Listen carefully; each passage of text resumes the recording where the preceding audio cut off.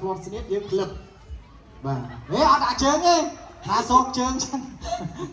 សោកជើងចឹងហ្នឹងបាក់អស់ក្មេងឡើយបាទហ្នឹងលេងចឹងមិនត្រូវយើងសេរីមកយើងមើលតែកន្លែងណាយើងមើលកន្លែងណាទៅណងចាក់ច្រឡំប្រហោងអីយើងចូលទៅឯងមានអារម្មណ៍ថាឆ្មានេះដូចគ្រុនវិញណាត្រង់ចូលឆ្មាជុំបុកចូលមកយើងហូបឡោះណាទៅណងយើងចូលទៅចូលបាទយើងជិះកាប់កណ្ដោរត់ជុំវិញហ្នឹងឯង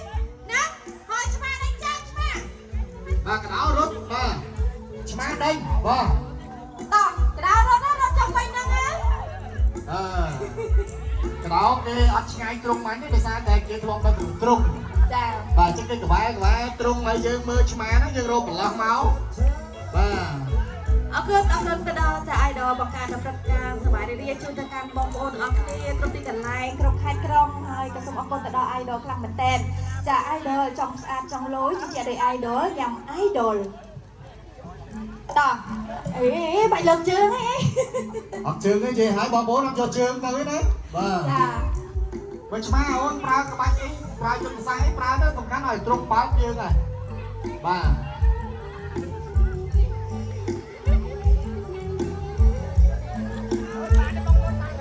បាទបាច់លូតអស់ក្មេងយើងរកកន្លែងណាលូតចេញដើម្បីចាប់កណ្ដោណាលូតតែចូលយើងក៏មិនអស់ក្មេងទៅហ่ะ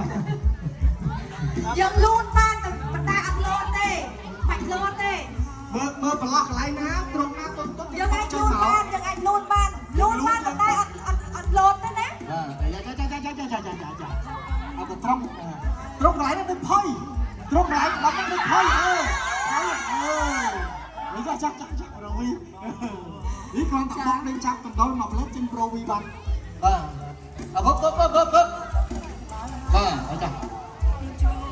អូនមើលប្រឡោះកន្លែងណាផុយយើងហក់វឹបបាទឱកាសយើងបាទលូនក្លឹបបាទដល់ខាងផុយនេះខាងផុយសូមអរគុណទៅដល់ព្រះគ្រូយមអ្នកស្មីដែលជាអាចារ្យគ្រូអធិការវត្តគុំថ្មីដែលបានផ្ដល់ជាទីតាំងដ៏ល្អសម្រាប់រៀបចំកម្មវិធីរបស់យើងរយៈពេល2ថ្ងៃនេះផងដែរបងប្អូនអរគុណកុំភ្លេចណានៅពេលរាត្រីយើងនឹងធ្វើការជួបគ្នាម្ដងទៀតសម្រាប់ការបង្ហាញផ្ទះទៅទៀតចាក់បាញ់ចាក់ការបង្ហាញសូមសម្លេងមកដល់ឆ្មា